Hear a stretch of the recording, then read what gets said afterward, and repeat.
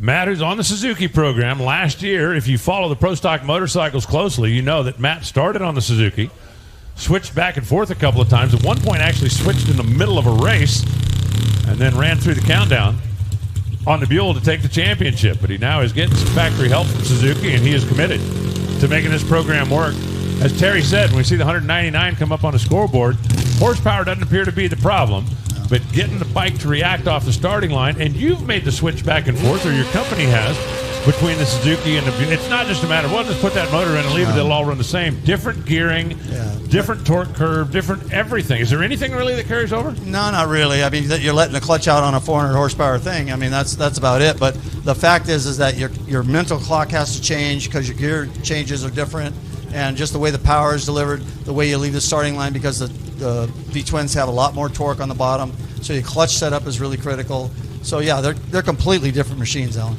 It's kind of interesting. If you were a real mechanical person, or gearhead type, go to NHRA's YouTube channel, Facebook page, and do a little researching. I did a video where I did a comparison between the two engines, and I think you might be surprised about things like bore and stroke and horsepower per cubic inch. There's nothing in NHRA that's more efficient than that four-cylinder Suzuki horsepower per cubic inch, and it's got a blower and nitro on it. Yeah, that's right. That's right. I mean, them things, they rev them up pretty high. They're all, right around 14,000. So, I mean, it's a pretty efficient little package. And, they're making them all out of billet now. I mean, it's really a high-tech engine.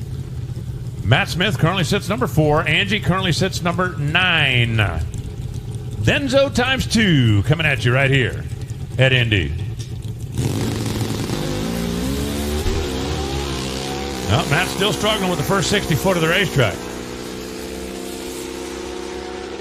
689 for Matt, 198. Best we've seen this round so far. Angie goes 6.9 at 9 at 196 miles an hour.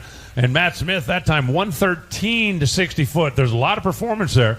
I know he's going to get it. I just don't know when he's going to get it. What happened there, Alan, is he's trying to get the tire spinning. So, in other words, he's giving it so much clutch to get the tire grown up and then get away from the starting line. And what's happening here is it's starting to turn and then it hooks. And that's what gives him that little bog after he let the clutch out. So, he'll get that. He's got to get it figured out. He's got to get on one side or the other. Well, you should go down and help him. Yeah, right. I couldn't find my way out of I just... watching. Maybe you should send Eddie over to help him. No, I don't think he'd listen to Eddie. Matt will figure it out. I'm not worried about that in the least. Yeah, you don't win all those championships that he has by accident. He'll just keep working at it. Yeah. But it is frustrating when you're chasing it like that. Yeah, no question about it.